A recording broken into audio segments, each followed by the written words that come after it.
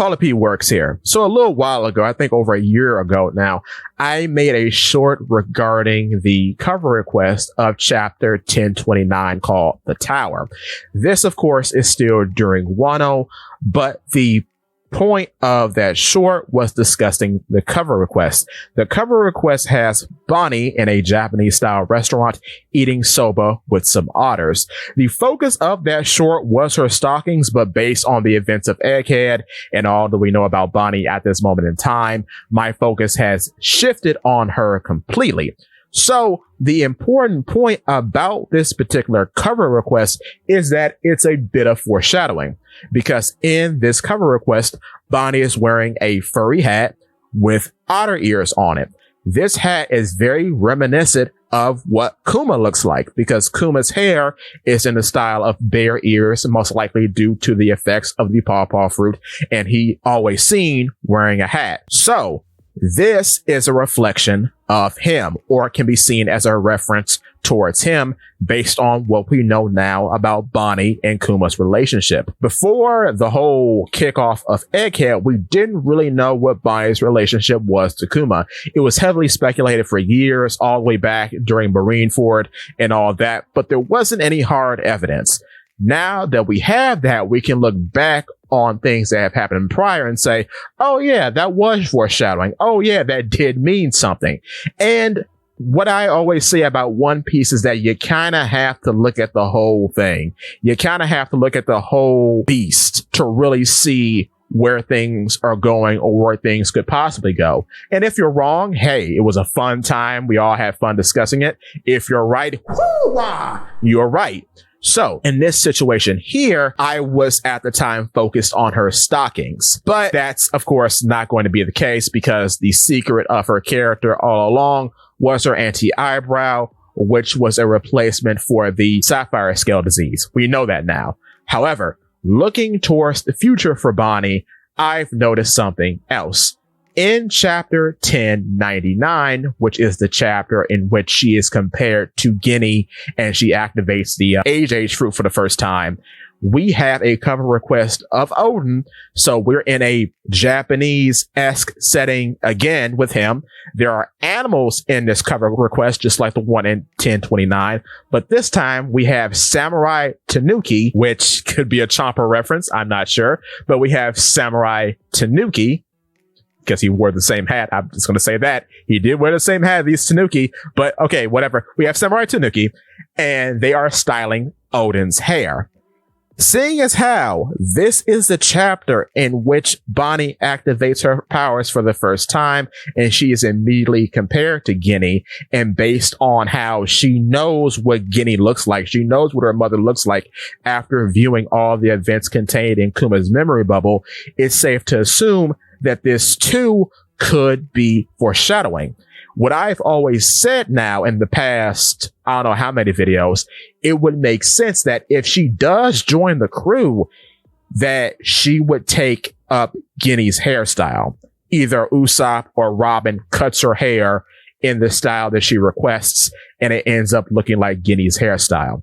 And that would then differentiate her from Robin and Nami, who also have long hair, and it would make her look visually distinct, even when wearing the hat, because the hair wings, or whatever you call it, would poof out the back of the hat, and then you have the side bangs coming down from the hat, so it would simplify her design, but also make her silhouette distinct from Robin and Nami. Now, with that being said, another weird thing I did notice about chapter 1029, the numbers add up to her actual age, because after the time skip, Bonney is 12.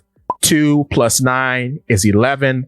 Plus 1 is 12. So that's an interesting thing. Don't know if that actually means anything, but I found that really cool. So another thing regarding Bonney's future, I've heard a lot of people talk about her joining the revolutionaries. However, even though I see where people are coming from based on Bonney now knowing Kuma's entire relationship with the revolutionaries, the thing that people are forgetting is that that's only one half of things. Kuma was spying on Luffy during Luffy's training back in the Goa Kingdom when he was practicing all his gum techniques before he set sail. So after that, Kuma had designated Luffy as the man who probably is actually Nika, right? And then two, she has the context of Thriller Bark, which shows that the crew themselves have dedication to Luffy and wouldn't give him up no matter what.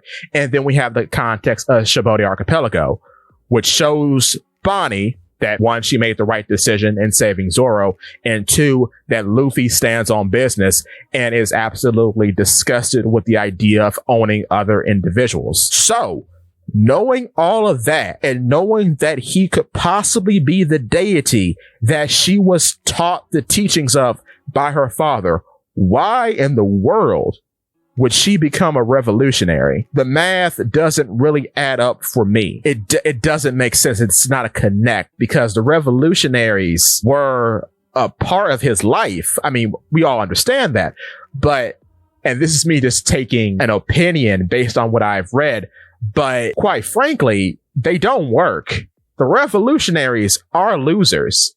Because what she saw too is that Kuma was the whole organization. He carried the whole thing on his back. The other revolutionaries are floundering all the time. Even now in the current story, they're floundering. They lost their base to a fat man and a wrestler. Like, I mean, I don't know what to say, bruh.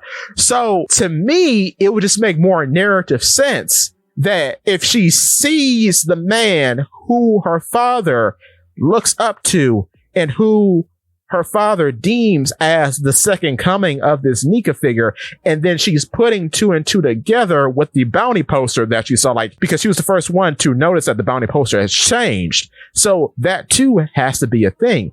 And with all that being said, when Luffy does spring back up in the current story and does the iconic Nika pose, that's really going to start building the blocks for her and says, oh no, Dad was right. That's Nika. I am going to follow Nika. Like I've said many times before, I think in cutting her hair, she too will be a nun of Nika. I've said this in the Apprentice video as well, that is probably going to be her position. And in being a follower of Nika, being a sister of Nika, a nun of Nika, the Apprentice role would suit her very well because she would be a follower of Nika, but also a follower of Luffy, and learning and growing with the crew as they go on adventures. So Apprentice in that way makes a lot of sense for her.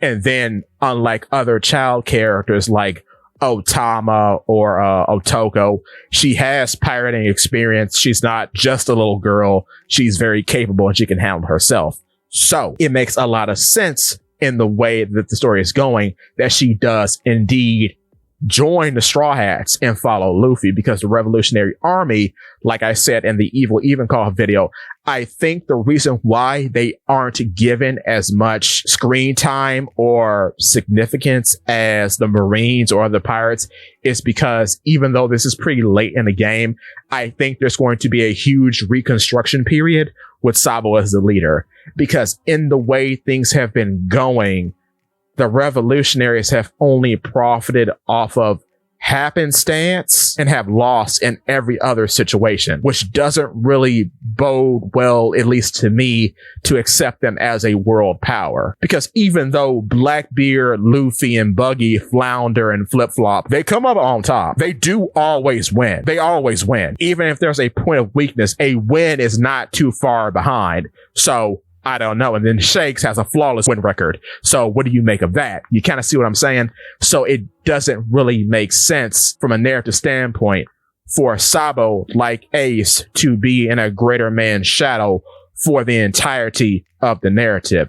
And then two, we're already placing Sabo in opposition with the world government powers because he's fought Eam, he's fought the Five Elders. Dragon has not, as far as we've seen. He may have had an encounter, but we don't know that. We were shown Sabo's encounter first. He's met the final boss. Dragon has not. Evencall knows the name of the final boss, which is wild, and I don't know why no one's talking about that. Emu Nerona, like, that's the first time we get a name drop. It's from Evencall, so what does that tell you? But we'll see. Long story short, it makes sense for Bonney to be a Straw Hat as opposed to being a revolutionary.